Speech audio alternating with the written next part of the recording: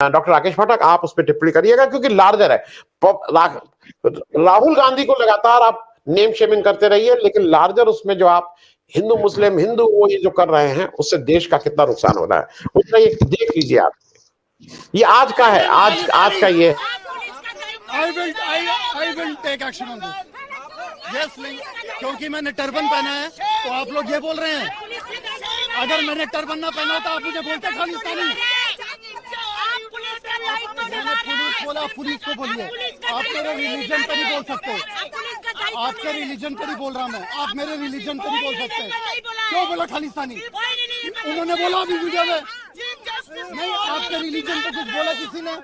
मेरे रिलीजन पे क्यों बोला?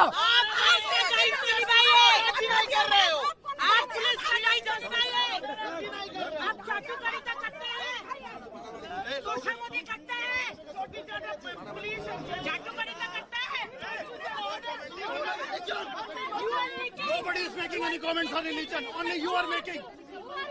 मैंने पगड़ी पहना तो आप मुझे खालिस्तानी बोलेंगे, क्योंकि मैंने पगड़ी पहना है। ये आप लोग की हिम्मत है? अगर कोई पुलिस वाला पगड़ी पहना है तो वो खालिस्तानी है। ये आप लोग की होगा।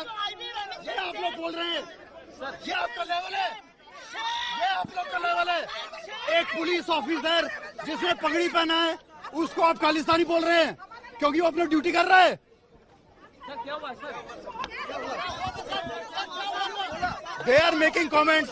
They are saying me Khalistani. क्यों? मैंने टर्बन पहना इसलिए। कौन बोला सर? क्या बोला?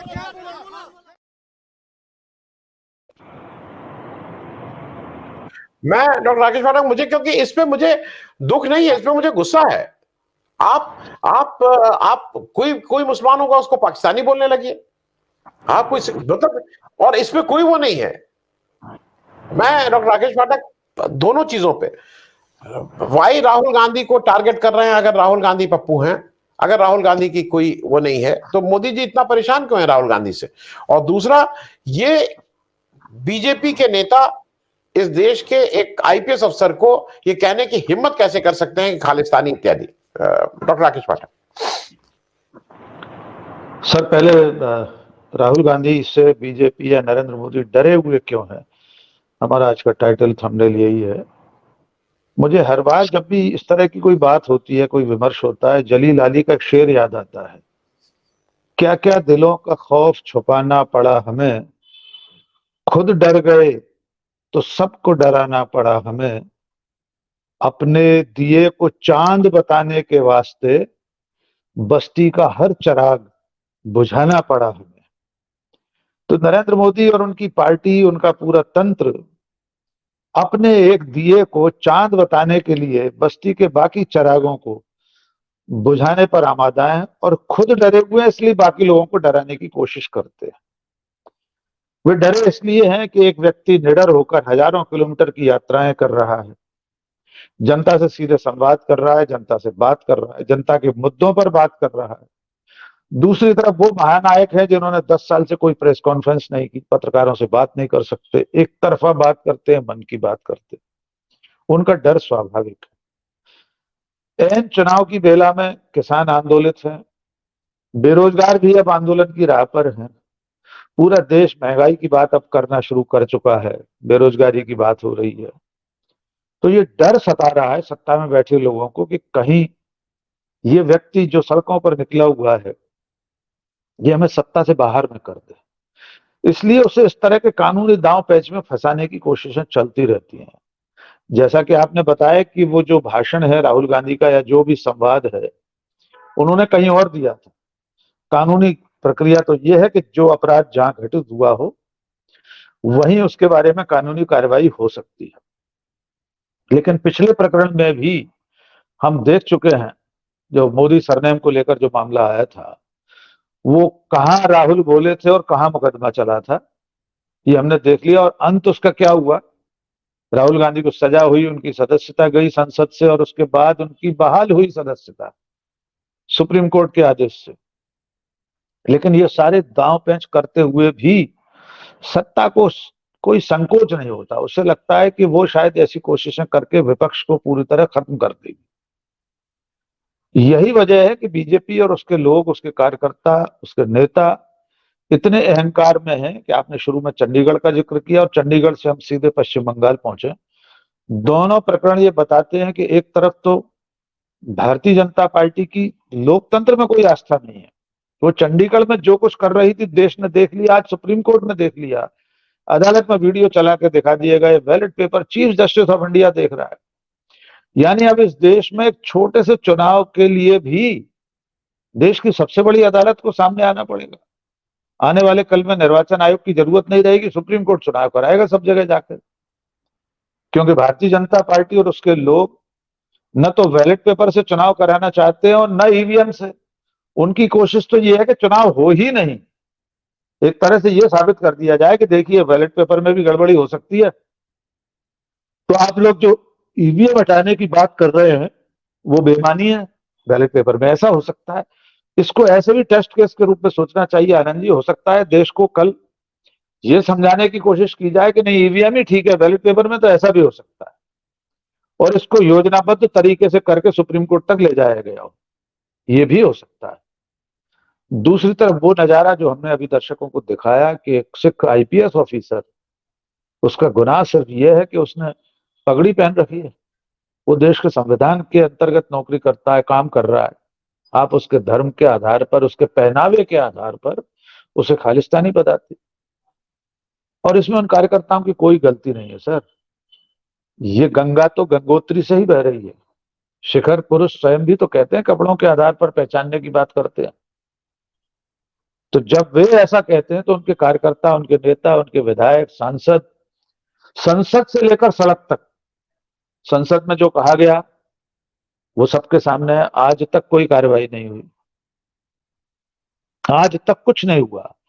यही वजह है कि सड़क पर मौजूद कार्यकर्ता एक सिख ऑफिसर को उसके पहनावे के आधार पर खालिस्तानी बता रहा है। आंदोलन करने वाले तो थे ही, चलिए किसान पंजाब से आए थे इसलिए आप उन्हें खालिस्तानी कह रहे थे, पर ये तो बावर्दी आदमी है, वर्दी पहने हुए है, अशोक का चिन्ह लगा हुआ उसके कंधे पर, दो दो चिन्ह लगे हुए हैं, उसके बाद आप उसे खालिस्तानी कह रहे हैं। कुल मिलाकर हम एक फांसीवादी दौर में पहुंच चुके हैं, जहां सत्ता से असहमत लोग, सत्ता के खिलाफ जो भी लोग खड़े हैं, सत्ता से सवाल पूछने वाले लोग, वे सब खालिस्तानी, पाकिस्तानी, देशद्रोही कहलाएंगे। लेकिन ये इसका चरम है कि एक वर्दीधारी व्यक्ति को, आईपीएस ऑफिसर को आप खालिस्तानी कह रहे हैं, ये इसका चरम है। लेकिन इससे आगे अभी रास्ता और खतरनाक है आनंद जी। अगर लोग नहीं जागे इस देश के, जैसा कि राहुल गांधी कह रहे हैं कि आप सो रहे हो, देखिए पहली बार देश में किसी नेता ने जनता से कह दिया कि आप सो रहे हो। इतनी कड़ाई से छाती पर हाथ ठोक कर राहुल गांधी कह रहे हैं कि आप सो रहे हो, और जनता फिर भी जागना नहीं चाहती, और अगर नहीं जागेगी तो उसको ही रसातल में जाना है। जी आनंद जी। डॉक्टर साहब, मैं बहुत एक एक दो दो मिनट में चाहूंगा कि वो करें। पहला दो मतलब इसलिए कि जल्दी से, कांग्रेसी विकल्प है तो कहने में हर्ज क्या है? मेरे बहुत से दर्शक कह रहे हैं कि आप सब लोग झिझकते क्यों हैं ये कहने में कि कांग्रेस ही विकल्प है और कांग्रेस को ही इस समय आपको पीछे खड़ा होना है, ये मेरे दर्शकों का है। दूसरे एक मेरे अरविंद अस्थाना जी हैं, मैं समझ नहीं पाया, इनका प्रश्न है public India, Rahul future PM बनना चाहते हैं तो अपनी लैंग्वेज के ऊपर कंट्रोल रखना पड़ेगा, शहनशाह वाले दिन नहीं है, दरबारियों की चलती है नहीं है। मैं सिर्फ समझना चाहूंगा अरविंद साहब कि राहुल गांधी की भाषा की मर्यादा, मैं भी जानना चाहूंगा कि उन्होंने भाषा की मर्यादा कब तोड़ी है, क्योंकि ये हम सब लोगों के लिए एक एजुकेशन वाली बात होगी। लेकिन डॉक्टर राकेश, जो मुख्य बात है, अगर कांग्रेसी विकल्प है और अगले 60 दिन में अपने को लगता है कि इसके अलावा नहीं, तो कहने में हर्ज क्या है? देखिए बतौर पत्रकार हम सब लोगों को कहने में क्या हर्ज है। हम तो आंकड़ों पर बात करते हैं, जमीनी हकीकत पर बात करते हैं। हम लोग कोई कांग्रेस के कार्यकर्ता नहीं, हमको क्या लेना देना किसी पार्टी से। लेकिन अगर तथ्यों पर बात होगी, तर्क पर बात होगी, तो हम कहेंगे कि 2019 में कांग्रेस पार्टी को 10 करोड़ वोट मिले थे, दूसरे नंबर पर सबसे ज्यादा सांसद उसके थे, पूरे देश में सबसे ज्यादा विधायक उसके थे, दूसरे नंबर पर बीजेपी के बाद। तो विकल्प क्यों नहीं है कांग्रेस? हम बिल्कुल कहेंगे विकल्प कांग्रेस ही है। कांग्रेस इसलिए भी विकल्प है, वो देश की सबसे पुरानी पार्टी है, वो लोकतंत्र, समाजवाद, धर्मनिरपेक्षता, इन सब चीजों में भरोसा करती है, लोकतंत्र में भरोसा करती है। तो स्वाभाविक विकल्प है इस देश में इस वक्त राजनीति का।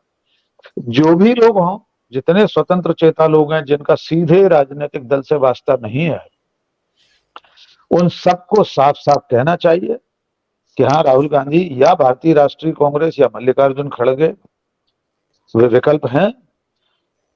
इस वक्त जो लोग ये मानते हो कि नरेंद्र मोदी का कोई विकल्प नहीं है, उन्हें सिर्फ इतना याद दिलाना जरूरी है आनंद सर कि 2004 में कौन मानता था सोनिया गांधी या तब की कांग्रेस अटल बिहारी वाजपेयी और लाल कृष्ण आडवाणी जैसे अति लोकप्रिय नेताओं के सामने विकल्प हो सकती हैं। सोनिया की कांग्रेस यूपीए के गठबंधन के तहत अटल आडवाणी की जोड़ी को शिकस्त दे सकती है। इंडिया शाइनिंग, फील गुड सब धरे रह गए। फुल पेज के विज्ञापनों का तब भी दौर था। पूरा देश इस झूले पर झूल रहा था कि इंडिया शाइन कर रहा है, जैसे आज लोग मानकर चल रहे हैं। लेकिन सोनिया गांधी और उनके गठबंधन के दलों ने सबने मिलजुल कर चुनाव लड़ा। 10 साल के लिए बाहर हो गई अटल जी आडवाणी जी की जोड़ी, भारतीय जनता पार्टी बाहर हो गई। आज क्यों नहीं ऐसा हो सकता?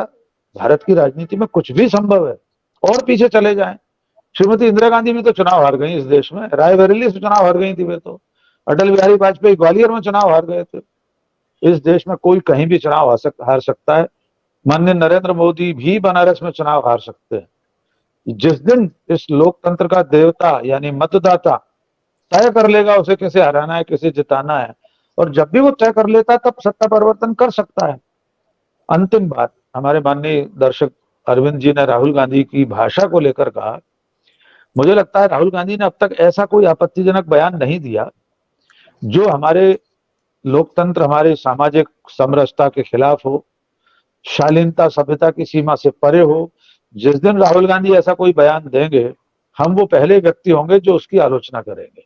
लेकिन अरविंद जी थोड़ा सा उस फहरिस्त पर भी नजर डाल लें। जब हमारे देश के मुखिया ने किसी महिला के लिए 50 करोड़ की गर्लफ्रेंड कहा, जर्सी गाय कहा, एक राष्ट्रीय पार्टी के अध्यक्ष को पार्टी की विधवा कहा, न जाने क्या क्या कहा, वो सब दोहराना भी अच्छी बात नहीं है।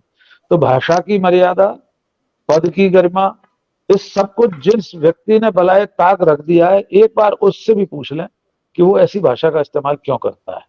राहुल गांधी प्रधानमंत्री बने न बने वे जाने, बनना भी चाहते हैं कि नहीं चाहते वे जाने, लेकिन देश के भीतर एक स्वस्थ लोकतंत्र में सत्ता के खिलाफ एक सबल सजग प्रतिपक्ष होना चाहिए। उसकी जो भूमिका होनी चाहिए वो राहुल गांधी निभा रहे हैं, कांग्रेस पार्टी निभा रही है। मेरे लिए इतना काफी है। जी आनंद जी।